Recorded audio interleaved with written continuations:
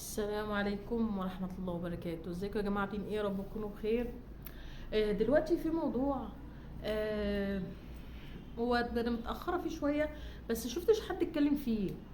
كنت انا بشوف فيديوهات اللي هي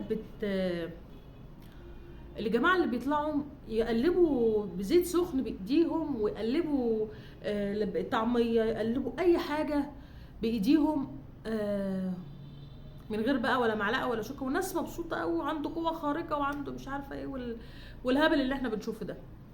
طب يا جماعه دلوقتي انتوا مش واخدين بالكم؟ الجماعه اللي بتشير الفيديوهات الهبله دي، الجماعه اللي بتشير الحاجات الهبله دي اللي هو قوه خارقه ومش عارفه، والله اعلم بايديهم بتبقى اعصابهم عامله زي ميته ولا ايه، والله اعلم بيهم. انتوا يا جماعه مش واخدين بالكم ان في اطفال بتتفرج على الفيديوهات دي؟ يعني انتوا مش واخدين بالكم ان في اطفال قاعده على النت 24 ساعه من غير ما اهاليها حتى تراقب هما بيعملوا ايه؟ انتوا مش واخدين بالكم ان في اطفال بتدخل مطابخ مع اهاليهم وممكن يخشوا لوحدهم يعملوا حاجه زي كده؟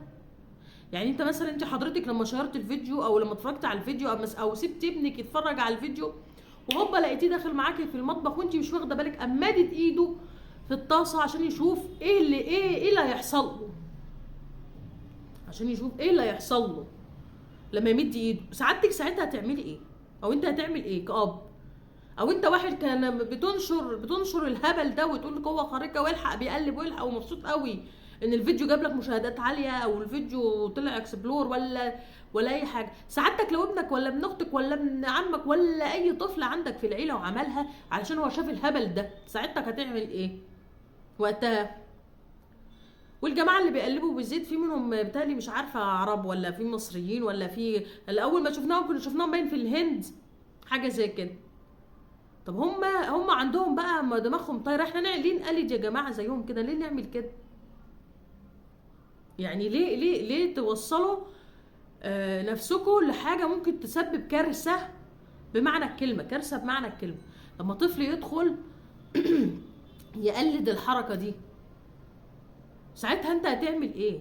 لما يجي يخش يقلد، ان لما يتفرج على حد بيقلب بالطاسه او ميه سخنه، حاطط ميه سخنه في بايده كده، ده حاططها في الحله، انت ساعتها هتعمل ايه؟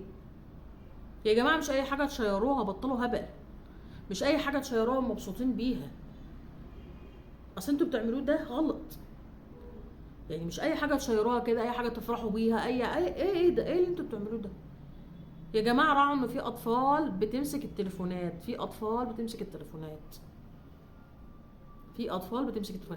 راعوا حاجه زي كده، ان مش اي حاجه، يا كل اب بقى ولا كل ام، يا مدام انت وهو، راعوا ان انتوا لو انتوا عندكم اولاد، راعوا ان ممكن ابنك يعمل اي حاجه من اللي انت بتشيريه ده. يعني ما احنا عارفين الكوارث اللي كانت بتحصل من لعب والاطفال بتقلدها وكذا طفل راح فيها طب ليه انتوا تشيروا حاجات هبله وبعد كده ترجعوا تندموا؟ ليه بقى؟ يا ريت يا جماعه اللي يشير حاجه من غير بيبقى فاهم شير ايه وعارف بيشير ايه. زي اللي بيشير الفاظ برضه هتلاقي طفل نفس الحوار، هتلاقي ابنك برضه بيقول نفس الكلام. فيا ريت تبقوا انتم تراعوا اللي انتوا بتشيروه علشان اولادكم، عشان الاطفال اللي موجوده. يا ريت تراعوا حاجه زي كده يا جماعه. السلام عليكم.